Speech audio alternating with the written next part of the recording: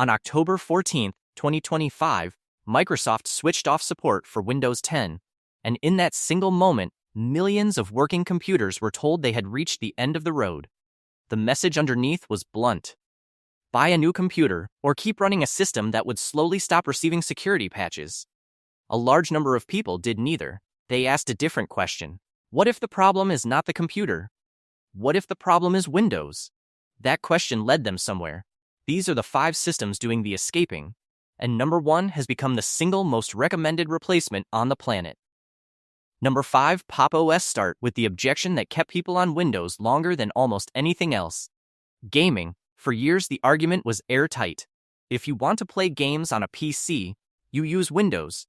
Full stop. The graphics technology called DirectX was built for Windows. Developers built their games for Windows first. Linux was for servers and programmers, and if you tried to game on it a decade ago, most titles simply would not run. Pop! OS is the system that broke that wall down. It is built by an American company called System 76, a company that manufactures Linux computers, and its entire purpose is to make Linux work the moment you turn it on. Install it on a machine with an NVIDIA graphics card, and the correct drivers install themselves. Bundled in a separate installer image, System 76 ships alongside the standard one. No terminal, no hunting through forums. But in December 2025, System 76 did something the Linux world had been told was nearly impossible. They shipped a brand new desktop, one they call Cosmic, written entirely in a programming language called Rust. It was the first finished desktop of its kind ever released, 3 years in the making. Rust matters because it is built for speed and for memory safety, and you feel both the moment you use it. The whole interface tiles your windows automatically, snaps them into place with the keyboard, and stays out of your way while you work. The reason gaming works at all on any of these systems comes down to one piece of technology from Valve, the company behind Steam. It is called Proton, and it quietly translates a Windows game into something Linux understands while you play, without you ever seeing it happen. The results are no longer a compromise. Community testing across the Proton database shows that close to 90% of Windows titles now launch on Linux. In March 2026, Linux crossed 5.33% of all Steam users, the largest single jump ever recorded on the platform. There is still one real limit, and honesty demands stating it. Games that use aggressive kernel-level anti-cheat still refuse to run, not because Linux cannot handle them, but because their publishers have not allowed it. If one specific competitive title rules your evenings, keep a Windows partition for it and do not fight this. For everyone else, the gaming objection is gone. Number 4, Zorin OS, which brings us to the reason many people are really here. Not games. Their data. If Pop! OS is aimed at the gamer, Zorin OS is aimed at everyone who simply wants their computer to feel like it belongs to them again. The timing tells the whole story. Zorin released its version 18 on October 14, 2025, the day Windows 10 died. While Microsoft was closing a door, Zorin was holding one open. And it was built for precisely the person walking through it. Open Zorin for the first time, and it looks like home. Taskbar along the bottom, a start menu in the corner, the system tray sitting where it always sat. With a couple of clicks, you can make it resemble Windows 11, Windows 10, or something else entirely. The point was never to teach you a new machine. The point was to let you leave the old one without losing your footing. Here is what it does differently underneath. Windows 11 collects what Microsoft calls telemetry, diagnostic information about your hardware, your installed programs, your usage patterns, and even on the most locked down settings your system still reports back. Microsoft says this improves the experience. The trouble is that you do not decide what leaves, where it goes, or who sees it. Zorin collects none of it. No telemetry, no forced account, no cloud service quietly pulling your documents onto someone else's servers. Picture a freelance writer working under a non-disclosure agreement, every file, every search, every open program carrying value. On Zorin, there is no assistant reading over the shoulder, because there is nothing watching at all. The files stay on the machine unless the person chooses to move them. People noticed. In the 2 months after Windows 10 reached its end, Zorin was downloaded more than 1 million times, and 78% of those downloads came from Windows devices. Version 18 alone passed 3.3 million downloads in 6 months. Those were not hobbyists chasing a novelty, they were Windows users walking out the door. Number 3, Fedora, the third system, takes the opposite approach. It is not trying to look like Windows at all, and it is not trying to hold your hand. Fedora is built for professionals, for developers and engineers and researchers who want to be treated like adults. It is sponsored by Red Hat, one of the largest enterprise Linux companies in the world, and it serves as the testing ground for technology that later runs the servers behind much of the internet. Install Fedora and you are getting the tools that Fortune 500 companies will be using in 2 or 3 years. You are simply getting them first, and getting them free. Fedora 44, released April 28, 2026, ships with something called the NTSYNC kernel module, a low-level addition that significantly improves how Proton runs Windows games on Linux. It is the kind of change that goes unannounced to most users, but shows up in how smooth things feel when you press play.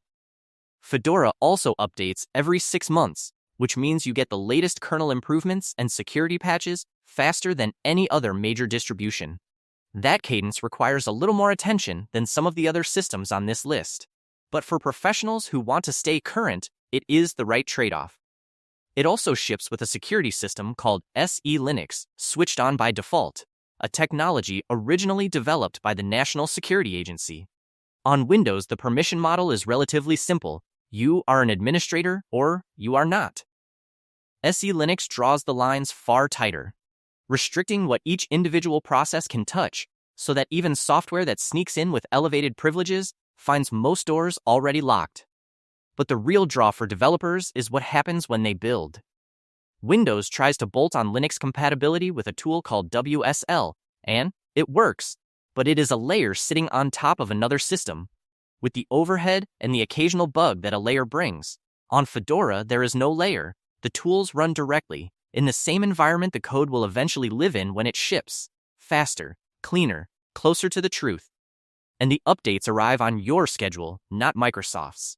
No forced reboot in the middle of a presentation. Number 2, Ubuntu, the fourth system, is the one most people picture when they hear the word Linux at all. Since its first release in 2004, Ubuntu has become the closest thing the Linux world has to a default. More software is packaged for it than for any other version. More guides are written for it. When a hardware maker decides to support Linux, they support Ubuntu first. That creates a quiet gravity. The more people use it, the more support it attracts, which pulls in more people still. Windows built its empire on that kind of momentum. The difference is that Ubuntu charges no license fee and harvests no data to fuel itself. The current long-term support release, Ubuntu 26.04, ships with core system utilities rewritten in Rust, the same memory-safe language System 76 used to build the Cosmic desktop. It also adds TPM-backed full disk encryption, hardware-level protection for everything stored on the drive, built in and switched on by default. This is the kind of security feature Microsoft charges enterprise customers to configure. On Ubuntu in 2026, it is simply there when you install it, on a system maintained through May 2031 at no cost. And Ubuntu solves the problem this whole story began with. That TPM 2.0 requirement locked millions of capable computers out of Windows 11 overnight. Ubuntu runs comfortably on hardware built well over a decade ago, machines Microsoft has written off, and it often runs them faster than Windows 10 did. For a school district with 1,000 computers, that is tens of thousands of dollars not spent on hardware nobody needed to replace. For a small business, it is a forced upgrade avoided. For a family holding on to one machine, it is simply their computer, still working, still theirs. Number 1, Linux Mint wins for a reason that has nothing to do with Flash. It gives people the thing Windows used to be, before the operating system turned into a platform for advertising and account prompts and features nobody asked for. Its desktop, called Cinnamon, is immediately familiar. Taskbar at the bottom, menu in the corner, a file manager that behaves the way you expect. You sit down and you already know where everything is. But familiarity is only the surface. What makes Mint the #1 replacement on this list is that it prizes stability over novelty. It is built on Ubuntu's long-term support releases, which means years of security updates without the ground shifting under your feet. Compare that to Windows 11, where an update can rearrange your menus or change a behavior you relied on for a decade. Mint changes when you decide it changes. It runs light. On an older machine with modest memory, where Windows 11 strains under its background services and its constant syncing and scanning, Mint stays responsive. The privacy approach is the same as Zorin's, but applied without the visual handholding. Nothing leaves the machine unless you send it. No account, no login, no cloud you never asked to join. But where Zorin is designed to ease the transition for someone still attached to the Windows look, Mint just gives you a clean, fast, familiar machine and gets out of the way. Mint also gives back a choice Windows quietly removed. Windows 11 arrives packed with programs you did not request, from the browser to the store to the games application, and removing them ranges from difficult to impossible. Mint hands you a small, sensible starting set and lets you decide the rest. What installs? What runs at startup? When you update? The system works for you, not the other way around. So here is where this lands. If your machine is from the last couple of years and Windows 11 runs without friction, nothing here is urgent. But if Microsoft has already rejected your computer over a missing chip, the situation is different. Linux stops being a preference and becomes the only free path left that keeps your machine secure and useful. And if the thing gnawing at you is not the hardware at all, but the sense that your computer reports on you, tracks you, and nudges you towards services you never chose, then these 5 systems are built around the opposite promise. Your machine, your files, your rules.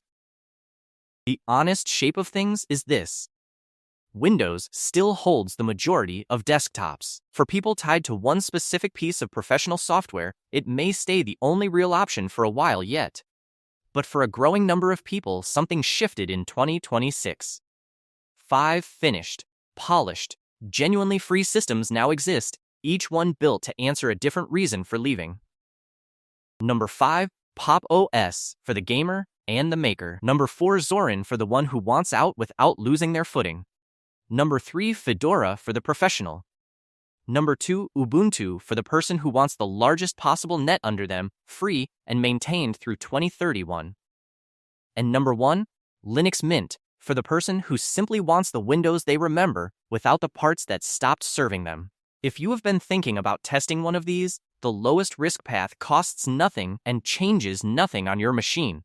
Put any of them on a USB stick, run it live, and try your Wi-Fi, your display, your audio, all of it, before committing to anything. Back up your files to a separate drive first, and the whole experiment is reversible. Microsoft spent decades making Windows feel like the only choice. For more people in 2026 than in any year before, it is not. Hit subscribe if you want to keep following how this shifts, and drop a comment telling us which system you are running or considering.